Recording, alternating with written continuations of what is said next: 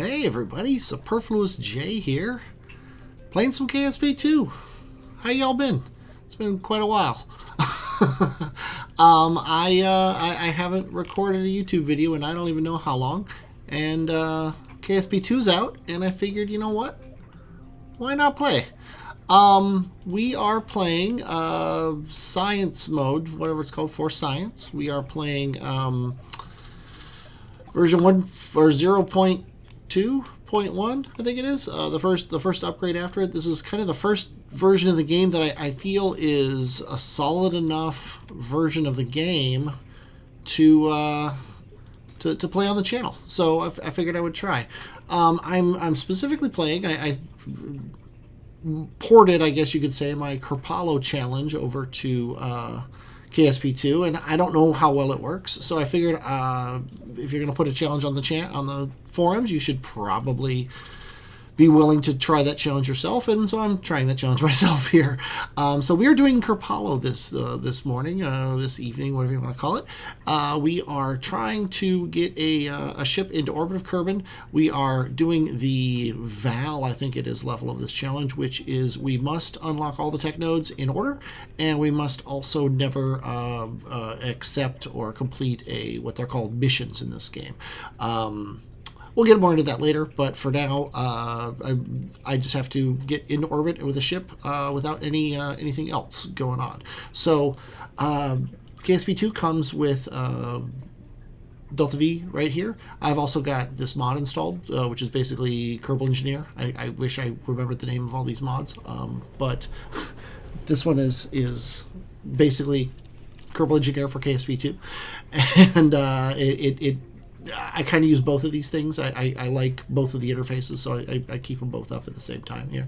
But this thing tells me that the TWR of this stage is ridiculously high, and the Delta V is also pretty solid. If I throw this thing on the bottom, the TWR is still pretty high, and the Delta V is merely 850. So let's go ahead and add a couple more fuel tanks to this guy and see what we got here. We still got a TWR of 2.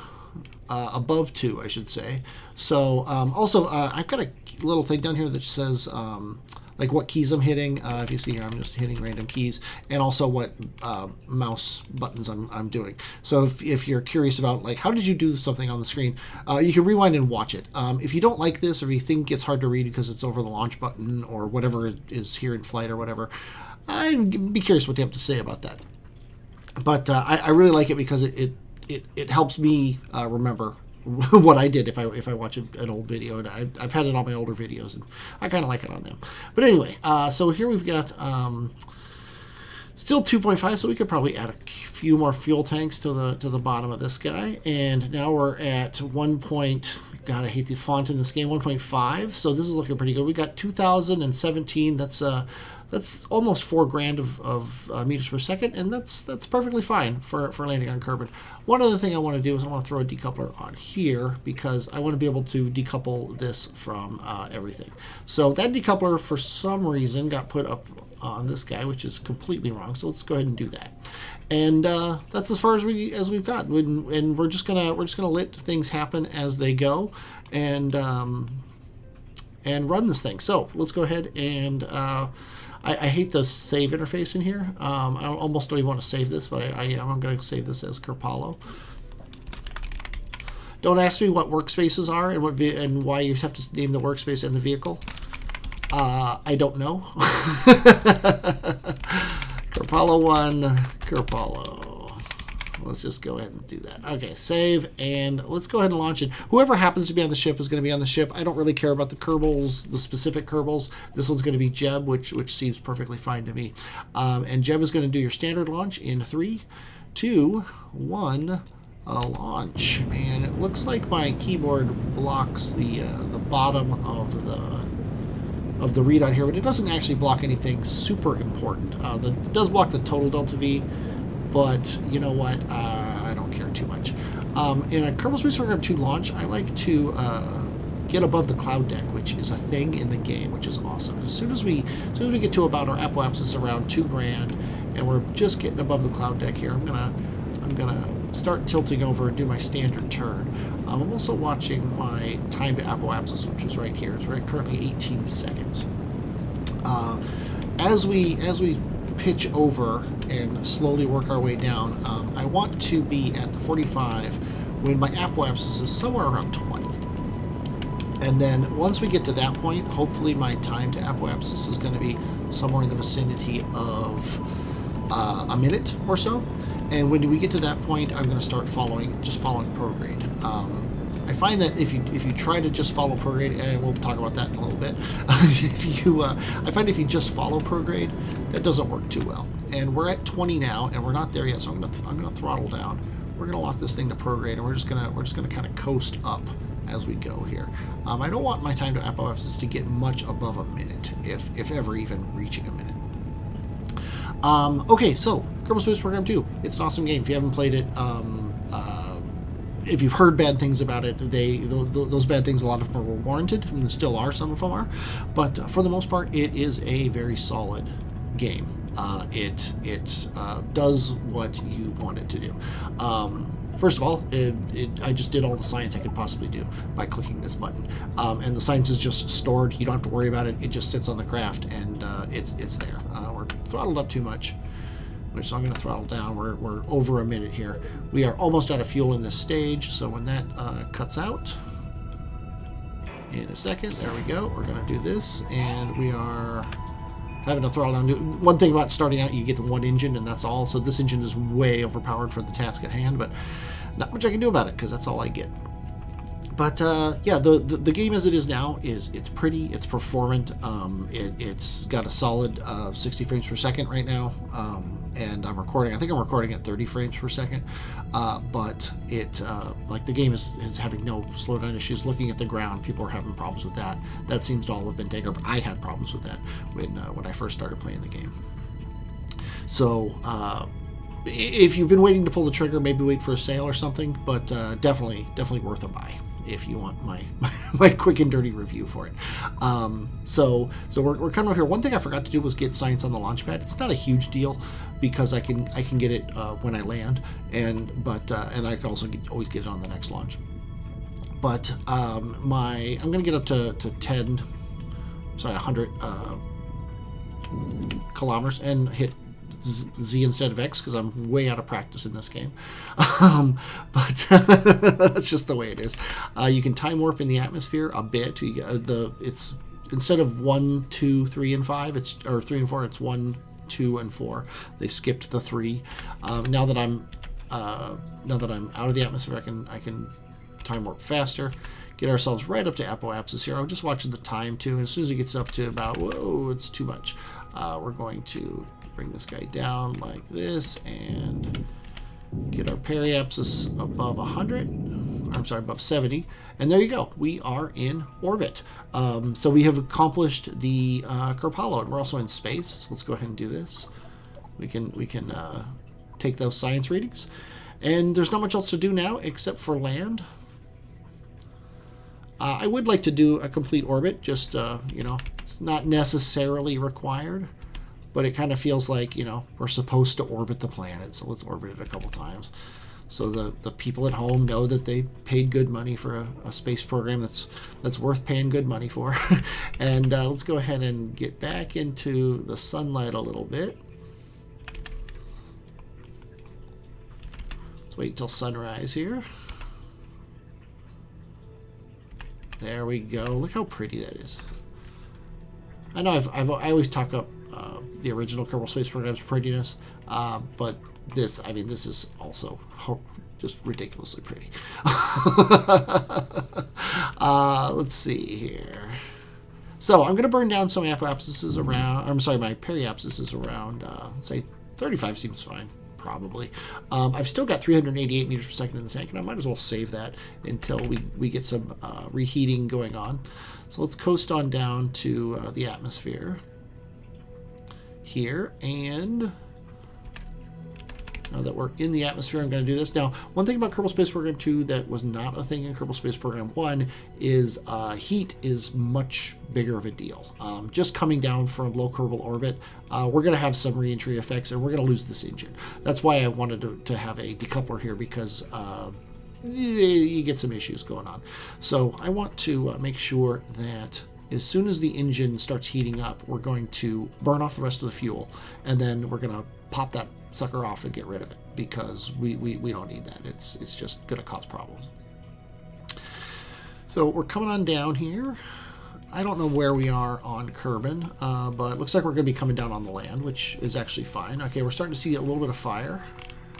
A little bit of flame effects. I haven't actually played 0.2.1 very much, and this looks a little bit different than I'm used to, so it looks like they've changed the way the re-entry fire takes place. Oh, look, there's Moon off there. We're going to be visiting that next. Our very next launch is going to be there, which is pretty awesome. I don't think you can see the Kerbals through the windows. No, you can't see him through the windows. Although, yeah, actually, you can see him through the windows. Yeah, that was his helmet there, so that's pretty cool.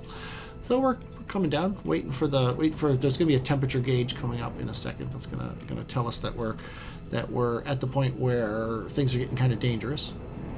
We're down to 40 kilometers off the ground, cruising along now. One other thing about this one is it's really hard to remember what time speed you're in. At least for me, it is. I don't know why. I could do it in Kerbal Space Program 1 with no problem with it up here, but when it's down here, I just forget to look. But certain things don't happen when you're in time warp. Like you can't pop parachutes and things like that. So one of the things you might want to do if you can't pop your parachutes, or if something doesn't work that you think should, is make sure you're not in time warp before that happens. I am frankly a little shocked that we haven't seen the temperature effects. Like I said, I haven't played 0.2.1 very much, but it might be that it's not an issue anymore. We are still basically cruising at orbital velocity, and we haven't reached our periapsis yet, so we're just cruising along. I wanted to land in the sun, but it's not quite looking like that's going to happen. It looks like we're going to be landing in the nighttime, which I guess makes the fire flame effects look better, or at least more prominently. But look at the sun setting behind us. We're coming down. I think, is this Kerbal Space Program? No, this is not Kerbal Space Program continent. That's the next one coming. This is still that desert continent on the side. So I actually might reach Kerbal continent, which I'm not going to complain too much about. I can see it coming up here on the left. Now I have a mod that increases the ambient lighting, and I kind of feel like maybe I should try to bring it out here. Let's go ahead and let's try something here. Let's pause the game and hit F1. F1 doesn't do anything. Oh, that's interesting. I can't go to the modding interface with F1. I used to be able to do that. Okay, yet another thing that's changed. We're still at orbital velocity. We are still just cruising over the ground. We have passed our periapsis, which implies that we're going up. Is that true? I believe we are going up, yeah. But we're just cruising along. The Kerbal Space Center is down here somewhere. There it is, I think. Yeah, it's really hard to see. It's hard for me to see, so you're probably just see darkness. But or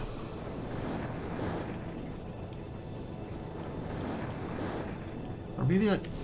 Let me look. Yeah, we've passed over Kerbal Space Center, so yeah, we're going along. This is frankly very surprising that we're still cruising along at this velocity.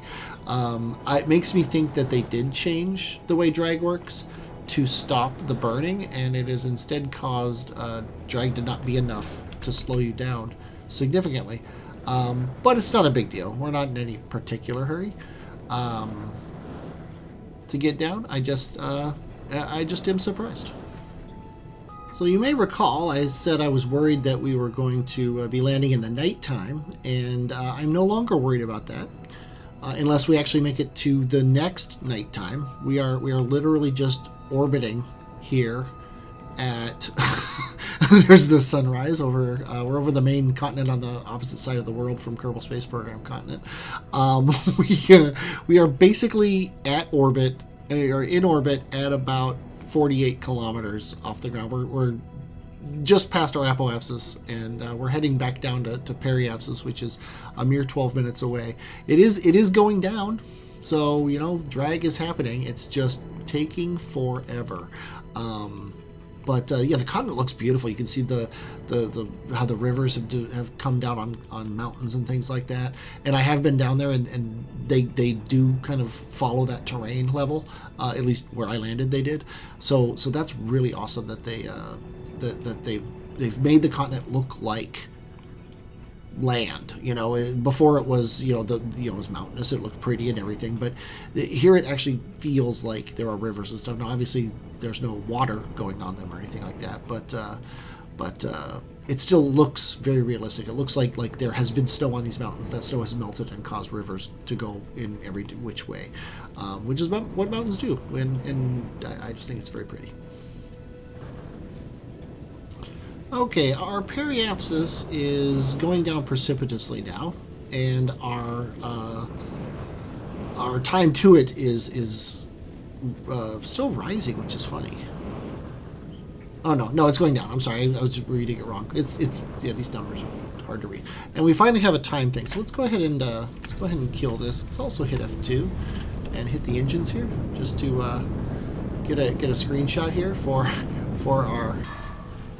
For our, what do we call it? Our, the video. And now that we've done that, let's go ahead and pop that off. And this should definitely slow us down even faster, because I think part of the problem was I kept the engine on, and the engine just doesn't have as much drag as the fat bottom of this spacecraft does, which has a thing to pull on, apparently. I'm not sure what that's supposed to be, but hey, it works. If it works, it works. And it does look like we're going to be landing in the water. Not that that's a huge deal. Gonna crank the speed up again as we start to come down. Now I'm watching my ground velocity, or not the velocity. I'm sorry, my ground height here. And as soon as it gets to about, we'll say, 2 kilometers or so, I'm bringing the time warp down now, just to make sure it doesn't go up too much. But as soon as we get to about 2 kilometers, which I believe is right around the cloud deck, we are going to. We're going to pop the chutes. And there we go. There's the chute. And I think at 500 meters it's going to open up. Oh, looks like closer to 700 meters it opened up. And there's the ocean below us. There's the moon in the sky. And a successful mission. You can't middle click and drag anymore. I wish you could to pan the camera around. Certain camera controls that you can do in KSP1 that you can't do in KSP2 frustrate me a little bit, but early access, what are you going to do? It's just the way it works. Definitely can crank time up and get back down to the ground as soon as possible. Always keeping an eye on this button. Make sure this light isn't flashing to tell you that there's science. I always forget to do it on the launch pad, but I try to remember during flight to check that every time things change. That's going to be an important thing, obviously, coming on, because the whole purpose of this series is to collect a whole bunch of science as we go to each place and have limited time to do that science. So we've splashed down. The vessel is recoverable, which is awesome. We can also go outside and run an EVA thing here. You can see that it says that there. So I can click this and get some of the science, but we still have science if we leave the vessel. So let's go ahead and do that. Now you can't click the door like you could in KSP1, but you can go up here and click Jeb, and he can pop out and get out. And we'll zoom in on him and watch him take a sample out of the water here. He pulls a little flask out of his suit and closes it up. It's the same animation no matter if he's swimming or walking or what. But, the swimming is, he actually, that's really interesting. That's actually, that's really neat. that he actually, goes through the water. But now we have no more science to get, so let's go ahead and recover our vessel. KSP1, you could go up here, and I just naturally did it.